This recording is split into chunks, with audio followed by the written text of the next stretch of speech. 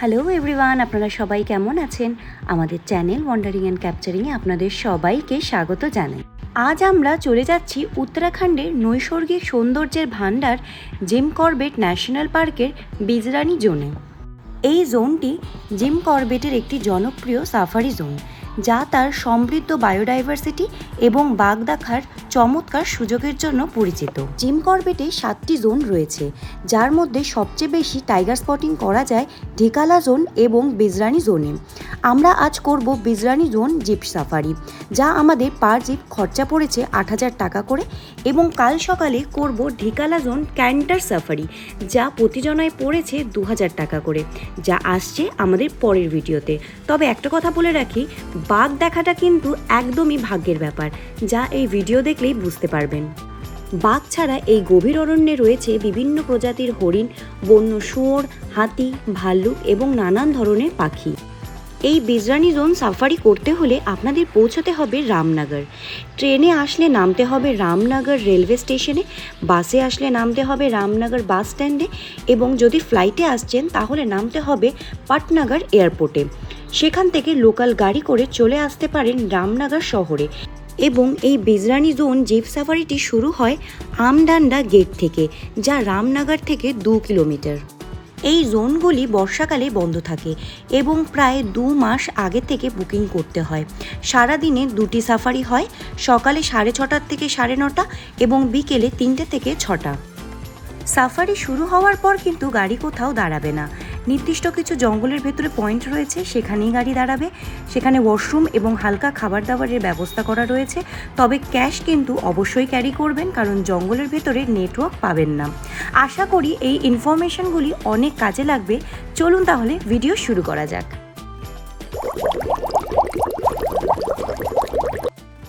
আগের ভিডিওতেই আপনাদের দেখিয়েছিলাম আমরা নৈনিতাল থেকে রওনা দিয়েছি এবং যাত্রা শুরু করেছি রামনগরের উদ্দেশ্যে। রাস্তাটি এত সুন্দর যে ভাষায় প্রকাশ করা যায় না। আজ আমাদের গন্তব্যস্থল জিম করবেট ন্যাশনাল পার্ক। এই প্রথমবার কিন্তু wandering and capturing wild life capture করতে চলেছে। সবটাই শেয়ার করব আপনাদের সাথে, কি অভিজ্ঞতা, কেমন কি লাগলো সবটাই। চলুন তাহলে শুরু করা যাক। পৌঁছে গেলাম আমরা রামনগরে। আজকে আমাদের হোটেলের ঠিকানা হচ্ছে এটা, এই যে ভারতল হোটেল অ্যান্ড রেস্টুরেন্ট। এটা আমরা কিন্তু বুকিং করেছিলাম আমাদের এই সাফারির যে ড্রাইভার, তার থ্রুতেই। কারণ আমাদের এখান থেকে কিন্তু পরের দিন কালকে সকালে ক্যান্টার সাফারি রয়েছে। তো ক্যান্টার সাফারির যে স্টার্টিং পয়েন্ট, তার থেকে হোটেলটা কাছে হওয়া খুব প্রয়োজন, কারণ ভোর 5টার সময় আমাদেরকে হেঁটে হেঁটে যেতে হবে। সেই জন্যই এই হোটেলটা ওনার থ্রুতেই বুক করা। ওই পার নাইট 2000 মতো পড়েছে আমার। চলুন আমরা হোটেলটা দেখিয়ে দিই। ঢিকালা জন্য সাফারি স্টার্ট হয়, সেখান থেকেই হোটেলটা কিন্তু একদমই কাছে, 100 মিটারের মধ্যে। চলুন আপনাদেরকে রুমটা ঘুরিয়ে দেখাই। 2000 টাকা পার নাইট নিয়েছে, একদম এসি রয়েছে, ওয়াশরুম বেসিক, মানে একটা রাত থাকার জন্য যতটুকু মিনিমাম রিকোয়ারমেন্ট সবই রয়েছে। টেবিল চেয়ার, খাট, একটা ড্রেসিং টেবিল আর ওয়াশরুম। ভিউ বলেছিলাম কিচ্ছুই নেই। এখান থেকে বেরিয়ে এই ডান দিকে রাস্তাটা সোজা চলে গেলেই আমরা পৌঁছে যাব। আজ আমাদের রয়েছে জিম করবেট ন্যাশনাল পার্কের বিজরানি জোনে একটি জিপ সাফারি। এই জিপ সাফারি কিন্তু একটু বেশি এক্সপেন্সিভ হয়। টোটাল 6 জনের ক্যাপাসিটি থাকে। বুকিং করতে হয় পাক্কা 2 মাস আগে। আমি 2 মাস আগেই বুকিং করেছিলাম। আর খরচা পড়ে ওই 8 থেকে 8,500 টাকার মতো। অনেকগুলি জোন রয়েছে এই জিম করবেট ন্যাশনাল পার্কের। তাদের মধ্যে সবথেকে বেস্ট হলো ঢিকালা জোন, আর সেকেন্ড বেস্ট হলো বিজরানি জোন। আচ্ছা, এই বিজরানি জোনে কিন্তু জিপ সাফারি করার জন্য আপনি বাইরেও স্টে করতে পারেন, কিন্তু ঢিকালা জোনে যদি জিপ সাফারি করতে হয় আপনাকে ভেতরে স্টে করতে হবে। আর সেই স্টে কিন্তু অত্যন্ত বেশি কস্টলি, প্রায় পার নাইট 20,000 টাকার কাছাকাছি পড়ে যায় যদি ভেতরে থাকতে হয়। আমি সেই পথে যাইনি, আমি তাই জন্য বিজরানি জোনটা করেছি বাইরে থাকার জন্য। সস্তায় বাইরে থাকবো এবং ঘুরেও দেখবো। সবথেকে সেকেন্ড বেস্ট হচ্ছে বিজরানি জোন। আর ঢিকালা জোনে আমি বুক করে নিয়েছি একটি ক্যান্টার সাফারি। ক্যান্টার সাফারি হলো টোটাল 16 জন যাবে, একটি বড় জিপ, হুড খোলা জিপ, সেটাতে সিট থাকবে। আর তাতে পরে খরচা হচ্ছে 2 থেকে 2,500 টাকার মতো। অফিসিয়াল খরচা 1900 সামথিং। ওই বুকিং আপনি যদি নিজে বুকিং করেন তাহলে 2,000 টাকার মধ্যেই হয়ে যাবে। আর লোককে দিয়ে করালে ওই 200-400 টাকা করে এক্সট্রা নেয়। তো আমি তাই জন্য দুটো সাফারি বুক করেছি, আজ বিজরানি জোনে জিপ সাফারি, কাল ঢিকালা জোনে ক্যান্টার সাফারি। লাঞ্চে অর্ডার দিয়ে দিলাম আমরা কড়াই পনির, মিক্স ভেজ, ভাত আর রুটি। আর টোটাল এটা পড়লো 200 টাকা, এটা 150 টাকা, এটা 100 টাকা, আর রুটি 10 টাকা করে। এটাই আজকে আমাদের দুপুরের ব্রাঞ্চ। ব্রেকফাস্ট সেরকম হয়নি, ব্রেকফাস্ট আর লাঞ্চ একসাথে, এরপরে সাফারি।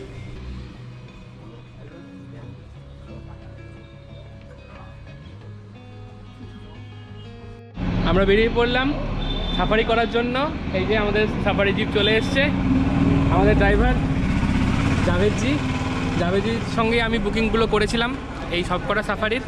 আমি কন্ট্যাক্ট ডিটেলস আপনাদেরকে ডেসক্রিপশানে দিয়ে দেবো। চলুন বেরিয়ে পড়ি বিজরানি জোনের জন্য। কি পিয়ালি, কেমন লাগছে? খুব ভালো লাগছে। আমরা বেরিয়ে পড়লাম সাফারি করার জন্য, জাস্ট হোটেল থেকে বেরোলাম।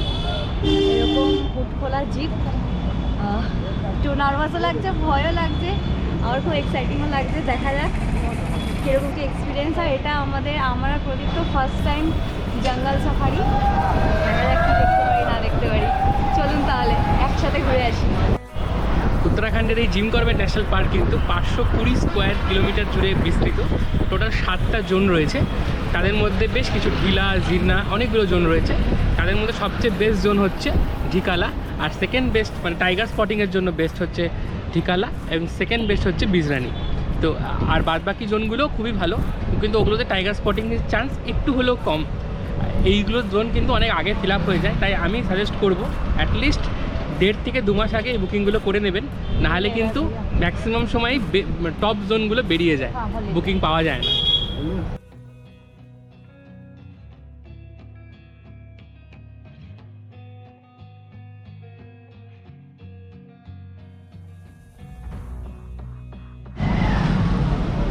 এতক্ষণ লাগছিল না, এটা পরপর বেশি লাগছে।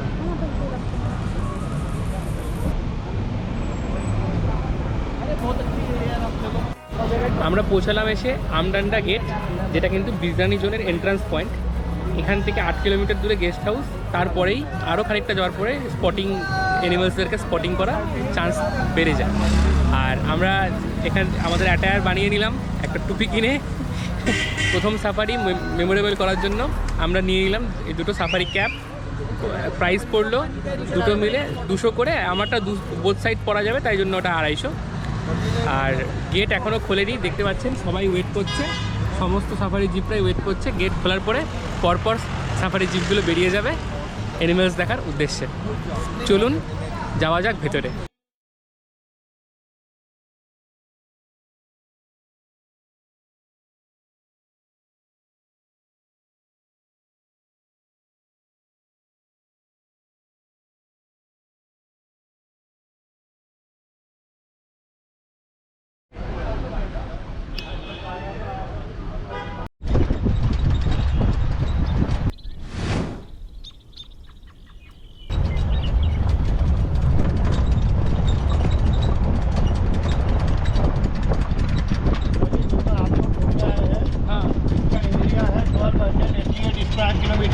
अच्छा, और ये 1936 से चला आ रहा है।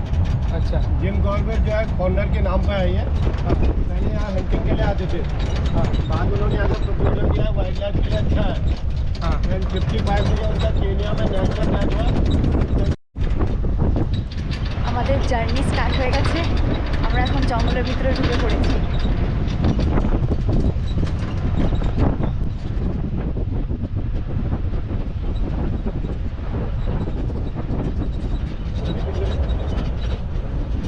আমার ভীষণ ভালো লাগছে, অনেক থ্যাংক ইউ পবিত্রকে যেরকম একটা ট্রিপ বুক করার জন্য। থ্যাংক ইউ সো মাচ পবিত্র। এখন শুধু বাঘটা দেখতে পারলেই হলো, এখন শুধু বাঘটা দেখতে পারলেই হলো। হ্যাঁ সেটাই।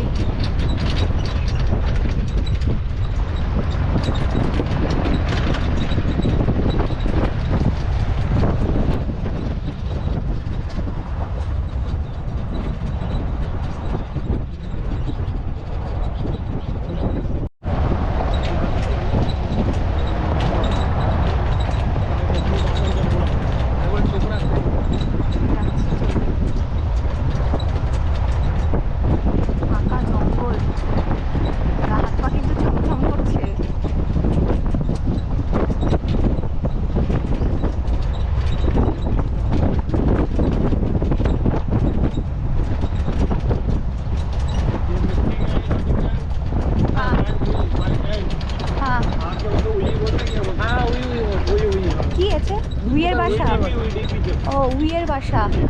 हाइट हाइट टर्माइट हिल। ও কত বড় বড় দিদি। জিপগুলো বারবার দাঁড়িয়ে যাচ্ছে, বলছে নাকি লেপার্ড দেখা গেছে। আমরা তো এখনো দেখিনি, বাট খোঁজা চলছে যদি কিছু। कौन सा गाड़ी को? वो आगे वाली को दिखा ना।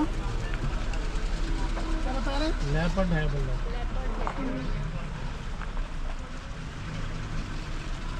लेपर्ड तो एकदम गायब हो जाता है, रुकता नहीं है ना ज़्यादातर। पेड़ों में चढ़ भी तो जाता है। अंदर जाके चढ़ा कहाँ गया पता। बहुत एक्सपर्ट होता है। क्या करें, रुके चलो। नहीं चलिए, नहीं आता मेरा कुछ।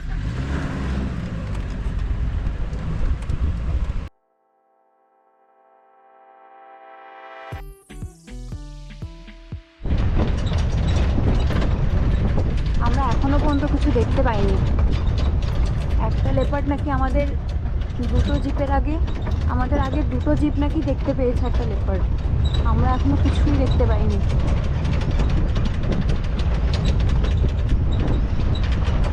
তবে এই জঙ্গলটা যে ভীষণ ঘন সেটা কিন্তু বুঝতে পারছি।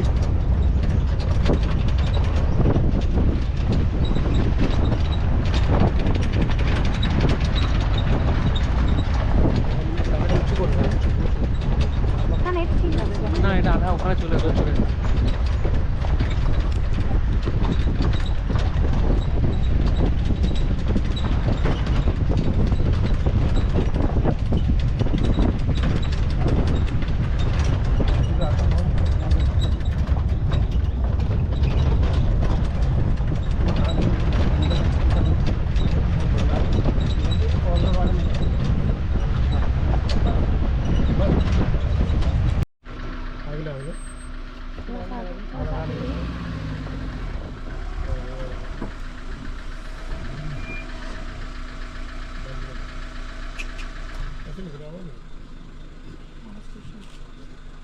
वाला मेल होता है, मैं एंटीना था लाल बैठे ना।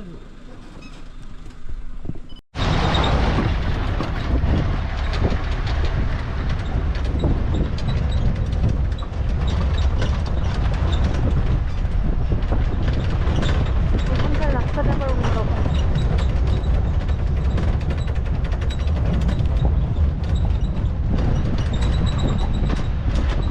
কি প্রদীপ্ত, কেমন লাগছে?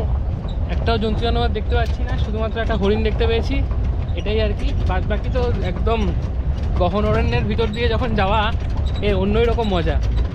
এরকম গহন অরণ্যের ভিতরে আমি এর আগে একবার গিয়েছিলাম, তাও এত ভালো করে সাফারি করিনি, তাই খুব এক্সাইটেড লাগছে।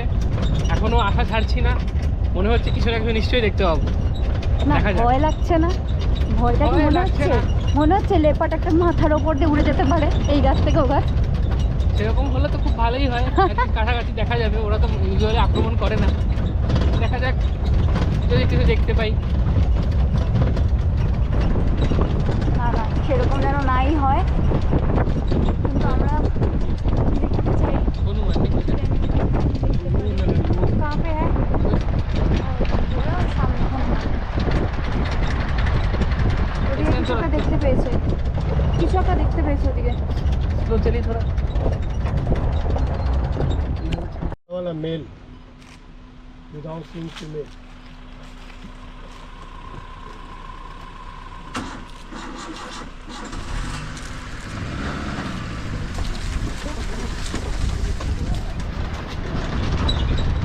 রাস্তাটা দেখ।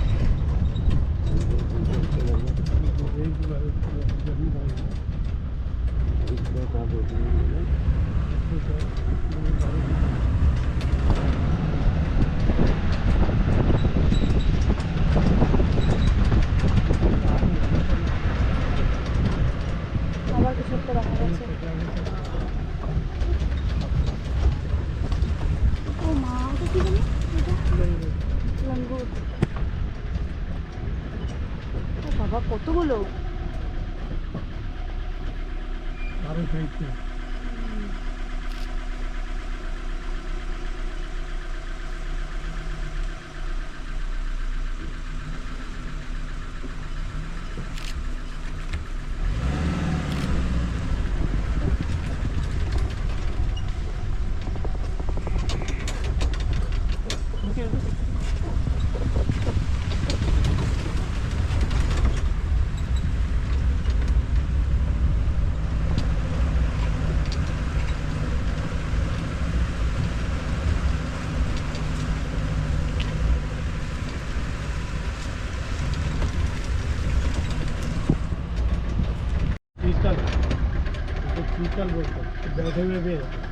स्पॉटेड डियर इंग्लिश में बोलते हैं।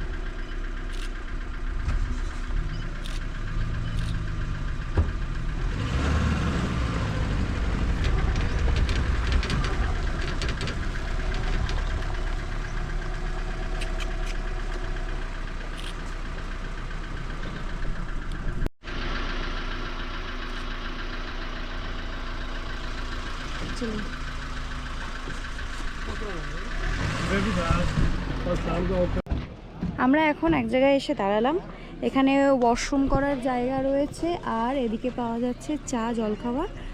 চা পাওয়া যাচ্ছে 20 টাকা করে, কিন্তু ক্যাশ এখানে আনতে হবে। অনলাইনের কোনো সুবিধে নেই মানে কি, এখানে কোনো নেটওয়ার্ক নেই। তো এই জায়গাটা কিছুটা আসার পর, মানে মোটামুটি আধ ঘন্টা আসার পর আপনাদের এখানে একটা হল্ট দেবে, যেখানে চায় খাবার। আপনারা ওয়াশরুম করে এখান থেকে আবার ভেতরে যেতে হবে জঙ্গলের।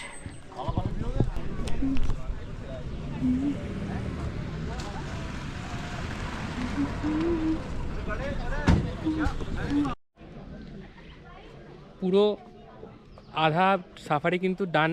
এই মাঝখানে মিড পয়েন্টে ওয়েট করার পরেও যদি আমরা কিছু না দেখতে পারি সেটা খুবই আফসোসের হবে। তা এখনও হোপস ছাড়ছি না যদি কিছু দেখতে পাওয়া যায়।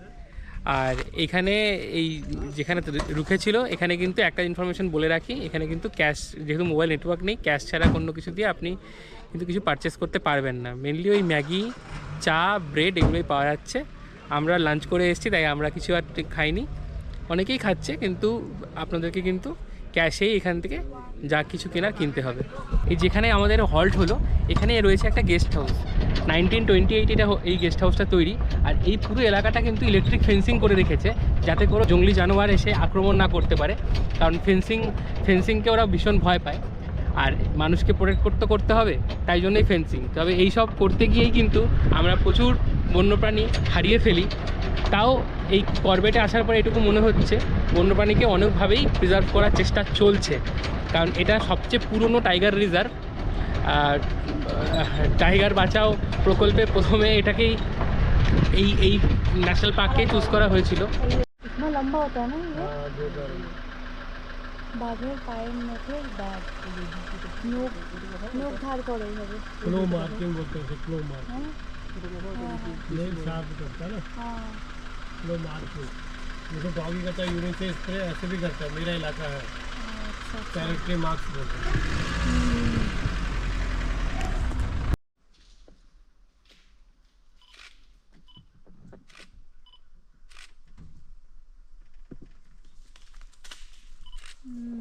चलिए चलिए भैया।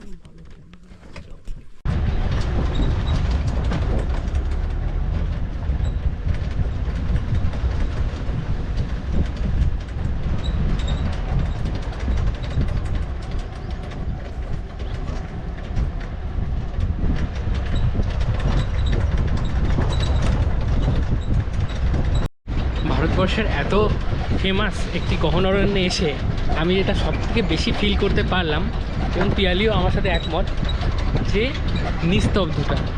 এখানকার নিস্তব্ধতা কিন্তু অন্যরকম। যখন গাড়ি থামছে, চারিদিকে পাখির ডাক, একটা নির্ঝুম ব্যাপার, পিন ড্রপ সাইলেন্স, আমার নিঃশ্বাসের আওয়াজটাও আমি নিজে শুনতে পাচ্ছি। ওটার যে আনন্দ, সেটা ভাষায় বলে বর্ণনা করা যাবে না। এইটুকু বলতে পারি, জঙ্গল খুবই ভালো লাগলো, এবং আবার আবার আবার ফিরে আসতে চাই এরকম জঙ্গলে, এবং সঙ্গে অবশ্যই নিয়ে আসবো আপনাদেরকে। उससे आइडिया आता है ना, जब टाइगर चलेगा तो सही समझे क्या। जब टाइगर चलेगा तो एनिमल चिल्लाते हैं, बंदर, लंगूर, डियर। तो ऐसी गाड़ी वेट करके सुन रहे हैं कहीं कोई आवाज़ तो नहीं आ रही। यानी जो ये तो चिड़िया बोल रही है, कुछ जानवर चिल्लाता है ना, एक अलग सा साउंड निकालता है, पैनिक साउंड।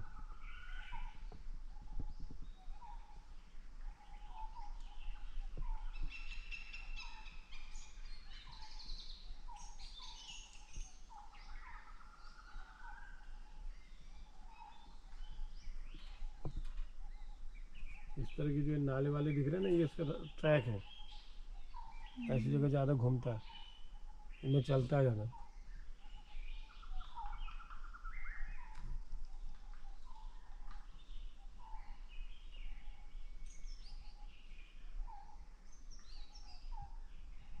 আমরা একটা জায়গায় দাঁড়ালাম, দাঁড়িয়ে বোঝার চেষ্টা করলাম, মানে আমরা নয়, আমাদের যে গাইড রয়েছে তিনি বোঝার চেষ্টা করলো যে কোনো জায়গাতে বাঘ যাচ্ছে কিনা। বাঘ নাকি চললে অন্যান্য পশু পাখিরা একটা প্যানিক সাউন্ড ক্রিয়েট করে, তো সেটারই শোনার চেষ্টা করছিল, সেটা শুনে যদি বোঝা যায় বাঘটা কোথায় রয়েছে, কিন্তু সেরকম কোনো আওয়াজ আমরা পেলাম না। তাই আবার গাড়ি চলতে শুরু করলো। দেখা যাক, এখনও তো হোপ রাখছি কিছু একটা দেখতে পাবো।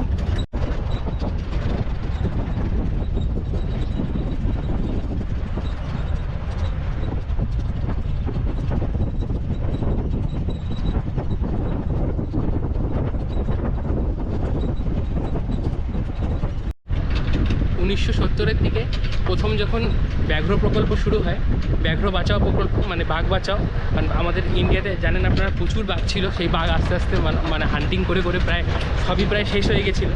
তো যখন এটা শুরু হয় তখন কিন্তু এই জিম করবেটেই সেটা প্রথম শুরু হয়েছিল। আর তার কারণ এখানেই সবথেকে বেশি সংখ্যক বাঘ তখনও এক্সিস্ট করতো। আজ আপনারা জানেন গোটা ভারতবর্ষ জুড়ে 4000-এর বেশি কিন্তু বাঘ রয়েছে, আর প্লাস 200-র বেশি বাঘ এই শুধু জিম করবেট ন্যাশনাল পার্কেই রয়েছে। আমরা এখন ঘন জঙ্গলে প্রবেশ করেছি, আর ঢুকতেই একটা হরিণ দেখতে পেলাম। সাম্বার ডিয়ার, डियर की फैमिली का सबसे बड़ा डियर। এই দেখুন, দেখা যাচ্ছে না অনেকটা দূরে। ऐसी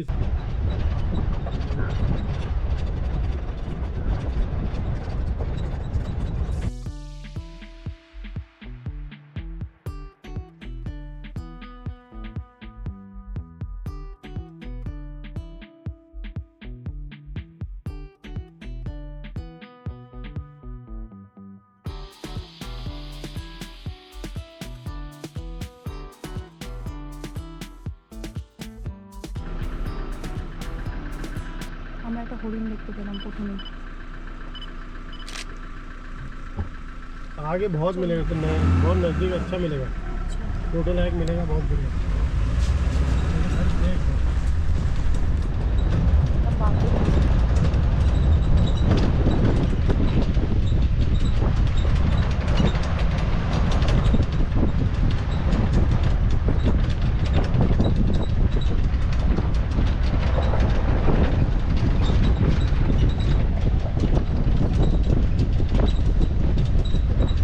পুরো না পশুগুলো না আমার দিকে তাকিয়ে থাকে, হাঁ করে না।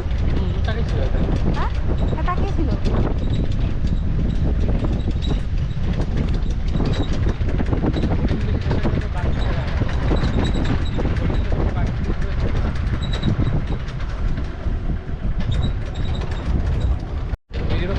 পৌনে 5টা বাজে, আমরা এখনো কিছু সেইভাবে দেখতে পারিনি। ওই ময়ূর, কিছু হরিণ, বনশুয়োর, আর কিছুই সেরকম দেখতে পাইনি। 6:30টায় সাফারি শেষ হয়ে যাবে, দেখা যাক, এখনও আশা রাখছি। আর এই সাফারিটা পুরোপুরি ডিপেন্ড করছে লাকের ওপরে, টাইমের ওপরে। ভাগ্যে যদি থাকে আমার আগের জিপটাও দেখে নিতে পারে, হয়তো রাস্তা ক্রস করে চলে গেল। ভাগ্যে যদি না থাকে আমরা নাও দেখতে পারি। পুরোটাই এই প্রথমবার সাফারি করে এটাই একটা বিশাল বড় এক্সপিরিয়েন্স হলো। আপনি যতই টাকা দিয়ে বুক করে আসুন, যতই এক্সপেন্সিভ সাফারি বুক করুন না কেন, সবটাই ডিপেন্ড করছে আপনার লাকের ওপরে। হ্যাঁ,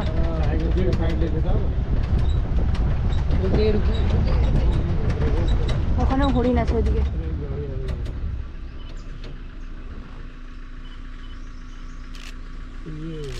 भैया उठा वाले फोटो। हाँ हाँ हाँ, तो बस ट्राई तो किए।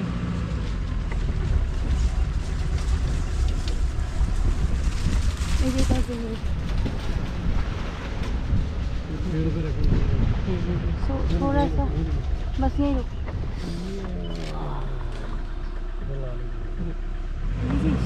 না, आई नहीं सी।